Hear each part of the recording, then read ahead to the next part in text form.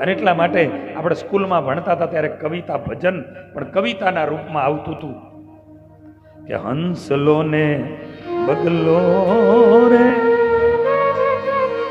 એ જી રંગે રૂપે એક છે રે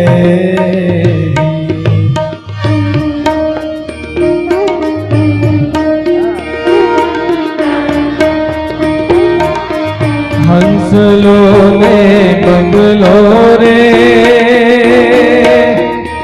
એ જી રંગે રૂપે એક છે રે પણ તો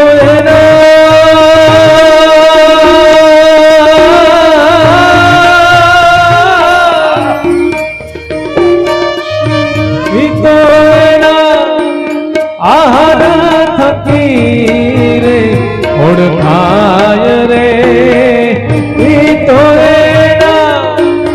આહાર થકી ઓળખાય રે જે લખ ચોરાશી નહીં તો મળે રે મીરાબાઈના શબ્દો છે, મીરાબાઈનું આ ભજન છે અને ખુદ મીરા એવું કહે કે હંસલો ને બગલો રંગે રૂપે એક છે, એના આહાર થકી એ ઓળખાય. અને એટલા માટે ભગવાન સ્વામિનારાયણે વચનામૃતમાં લખ્યું, બે જગ્યાએ શબ્દના પ્રયોગ કર્યા, બે વચનામૃતનો સાથ પુરાવો.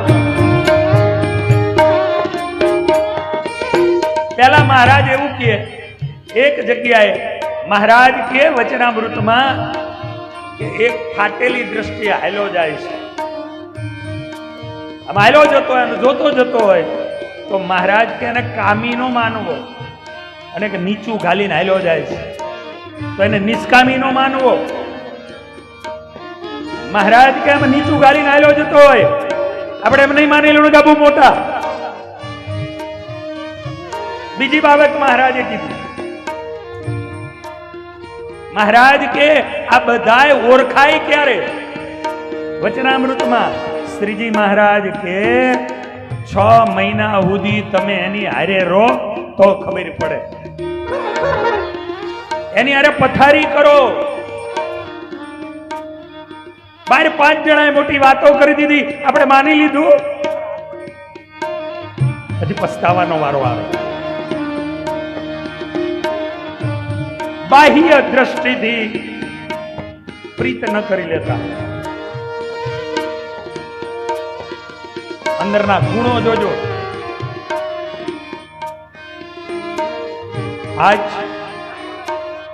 મહારાજ કે 6 મહિના સુધી એની હારે રહ્યો, એની હારે પથારી કરો, એની હારે નાવા જાઓ, એની હારે બોલો ચાલો, ત્યારે ખબર પડે કે આની અંદર શું ભર્યું છે. બાકી 5 જણાએ કહી દીધું કે આ બહુ મોટા, એટલે આપણે મોટા માની લીધા. 5 જણાએ કીધું કે આમના જેવા કોઈ નહીં, એટલે આપણે સ્વીકારી લીધું નહીં. બહુ જ વિચારજો, ભૂલા પડી જવાય, પછી દુઃખી થવાય, પછી દુઃખી થવાય. અને એટલા માટે આજે મીરાબાઈ આમ કે બધું આમ હરખું. ઘણા લોકોનો કે અમારા બધા હરખા. મહારાજે વચનામૃતમાં એને ગબરગંડ કીધો છે. મહારાજ કે આવું જે માનીને હાલતા કે અમારા બધા હરખા, બધા એમ હરખા ન હોય. માટે બહુ જ વિચારો. આ મારી અને તમારી પોતાની વાતો છે. જેવા હું તો કાયમ એવું કહું, અમારા સાધુઓને હું શીખવાડું અને કાયમ એવું કહું કે આ જગતમાં બધાયના પ્રાયશ્ચિત છે, પણ એક દંભ, કપટ,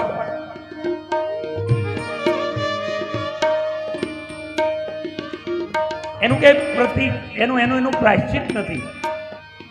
અને એટલા માટે અમારા સાધુઓને એવું કહું કે ઓરડાની અંદર રૂમમાં તમે જેમ જીવતા હોય ને એમ જ તમે બહાર અહીં આ ચોકમાં આવો ને ત્યાં એવી જ રીતે જીવજો, અને ચોકમાં જેવી રીતે જીવો એવી જ રીતે ઓરડામાં જઈને જીવજો.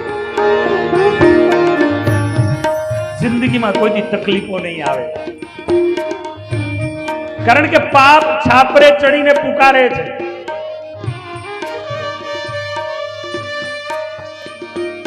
અને એટલા માટે એના કરતા આપણે જગતને છેતરતા નથી, આપણા અંતર આત્માને છેતરીએ છીએ.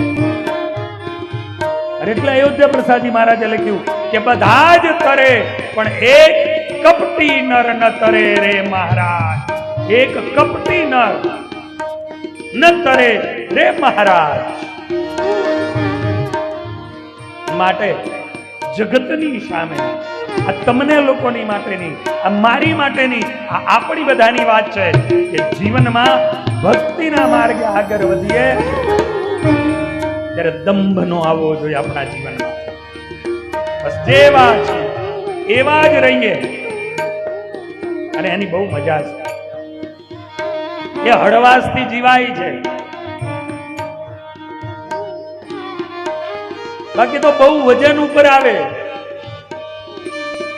અને એટલા માટે મીરાબાઈ એમ કહે, હંસલો ને બગલો રે એ જી રંગે રૂપે એક છે. અરે ઈ તો એની બોલી રે થકી ઓળખાય રે. ઈ તો એની બોલી રે થકી ઓળખાય રે. દિલખ 84 નહીં તો ટળે રે. આ કાગડો અને કોયલ બે એક છે, એની બોલી થકી ઓળખાય. આ કાગડો ને કોયલ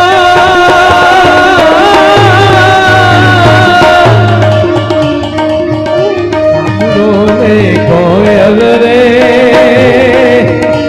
એ જ રંગે રૂપે એક છે રે.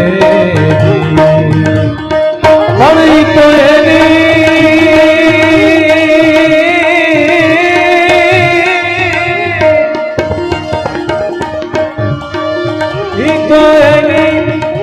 બોલી રે થકી ઓળખાય રે. ઈ તો એની બોલી રે થકી ઓળખાય રે. લખ 84 નહીં તો ટળે રે. તારી ભ્રમણાને ભાઈગા વિના રે એ જ ભવના ફેરા નહીં તો મટે રે. નહીં તો મટે રે. નહીં તો મટે રે. મીરાબાઈના શબ્દો છે, લખ 84 તરવી છે ને તો ગોળ ને ખોળ જુદા કરજો, નહીતર નહીં મટે.